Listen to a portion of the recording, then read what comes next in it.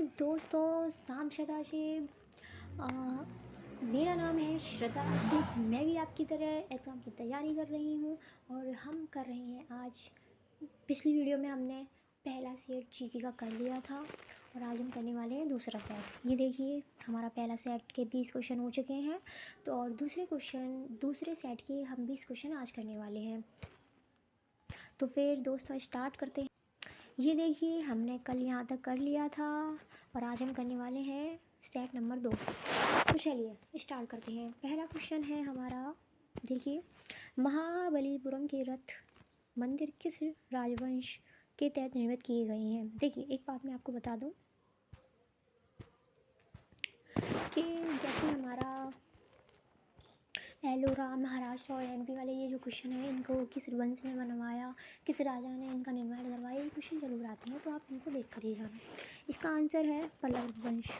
अगला है, निम्नलिखित में से कौन प्रत्यक्ष रोजगार का उदाहरण है।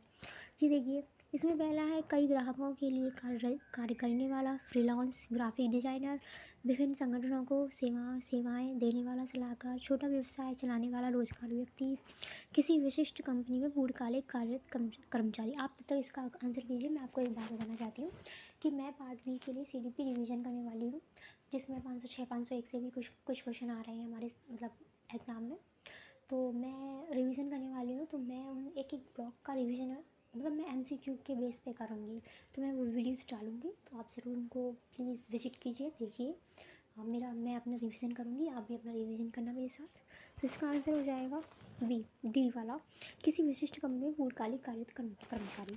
अगला, भारतीय भाषाएं संस्थान CIL के संबंध में निम्नलिखित में से कौन सा सही है। CIL का मुख्यालय मैसूर कर्नाटक में है। भारत में CIL के 4 क्षेत्रीय कार्यालय हैं। CIL का भाषाओं के मामले में केंद्र और राज्य संयुक्त सरकार को सलाह और सहायता प्रदान करता है। चलिए, ऑप्शन ए ठीक हो जाएगा, option B, option C, option D. देखिए, ठीक है, चलिए इसका आंसर हो जाएगा बी वाला, फर्स्ट एंड थर्ड इसमें सही है। देखिए, जनगणना से क्वेश्चन आ रहे हैं। एक तो क्वेश्चन हर शिफ्ट में आ रहा है, तो आप प्लीज़ जनगणना को छोड़ नहीं सकते।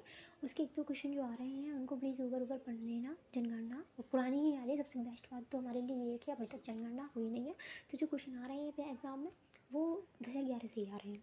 तो 2011 की जनगणना के अनुसार किस राज्य की साक्षरता दर भारत में सबसे अधिक है। देखिए, ये तो सबको पता होगा, सबको पता है ये वाला क्वेश्चन जनगणना वाला, कि किसमें साक्षरता है बहुत ज़्यादा, सबको पता होता है, केरल। ठीक है, अगला क्वेश्चन, निम्नलिखित में से किस राज्य में वर्ष 1956 में ST संगलिया ने पहली बार मध्य भाषा और संस्कृति के सल का अभिलेख और प्रदर्शन किया था।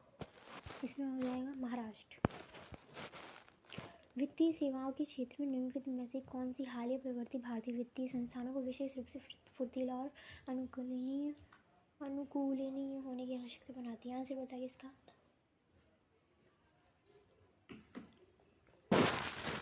इसका आंसर हो जाएगा क्लाउड कंप्यूटिंग की ओर संक्रमण और धोखाधड़ी की जोखिम में वृद्धि।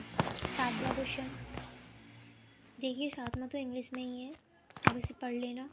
What is the name of the 11-year-old girl who created an AI application that used advanced models to determine eye diseases or serious conditions such as melanoma,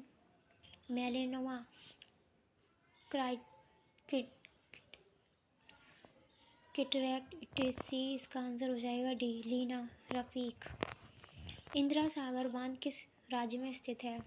इसका आंसर हो जाएगा, बताइए, मध्य प्रदेश।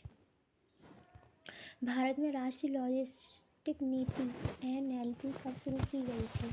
इसका आंसर हो जाएगा सितंबर 2022 में। कोई वस्तु एक तल में चलती है, यदि उस पर एक स्थिर बल हमेशा उसकी दिशा के लंबवत कार्य करता है तो कौन सा सही होगा। देखिए, वस्तु का त्वरण स्थिर, वस्तु का संवेग स्थिर, वस्तु वृत्ताकार पथ में चलेगी, वस्तु सीधी रेखा में चलेगी। इसका आंसर हो जाएगा सी, वस्तु वृत्ताकार पथ में चलेगी। 11वां क्वेश्चन, नीति आयोग के चौथे संस्करण SDG इंडिया इंडेक्स 2023-24 के अनुसार भारत की कुल स्कोर किस लक्ष्य के लिए 50 से नीचे है। देखिए, इसको आप स्किप कर सकते हैं, करंट का क्वेश्चन है, ठीक है। लक्ष्य 5। अगला है pairs of chromosome are present in a human cell. इसमें 23 जोड़े होता है, ठीक है। अगला क्वेश्चन, हम यहाँ 20 क्वेश्चन जी के कर रहे हैं, 2025 में एग्जाम में आया, ठीक है। कश्मीर की कुंडलवन में चौथी बौद्ध परिषद किसने बनाई? देखिए 4 बौद्ध समिति हैं, ठीक है, इसमें से चौथी पूछ रहा है। चौथी किसके शासनकाल में हुई थी? बताइए। कनिष्क की, ठीक है। चेराम नृत्य कहाँ का है? देखिए नृत्य वगैरह आप देख कर ही जाना, मिजोरम, ठीक है। निम्नलिखित में से कन्नौज के राजा हर्षवर्धन की जीवनी हर्षचरित का लेखक है? बाणभट्ट, ओके, पता होगा आपको।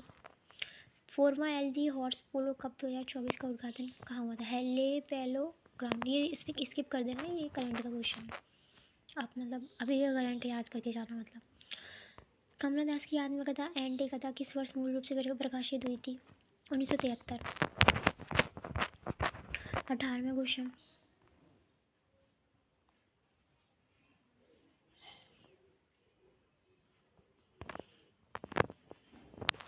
इसका आंसर इसमें दिया नहीं है, कमेंट करके बताना आप इसका आंसर क्या होगा।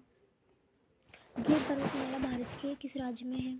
गुजरात में, ओके। आज का लास्ट क्वेश्चन हमारे सेट का, एक प्रकाश किरण 2 माध्यमों को विभाजित करने वाली सतह से बिना मुड़े गुजरती है। आपतन कोण और अपवर्तन कोण क्रम से क्या है? 0 0, ओके। आज हमारा यहीं तक हुआ था। अब हम तीसरा सेट करेंगे, ये हमारा तीसरा सेट है। अब इसे हम अगली वीडियो में करते हैं, ये हमारा अगला सेट है तीसरा, ठीक है। अगली वीडियो में करेंगे। आज के लिए पढ़िए लिखिए, रिवीजन कीजिए एग्ज़ाम के लिए। ऑल द बेस्ट एंड शाम सदासिव दोस्तों, लाइक एंड सब्सक्राइब कर दीजिए अगर आपको अच्छा लगे तो। And bye.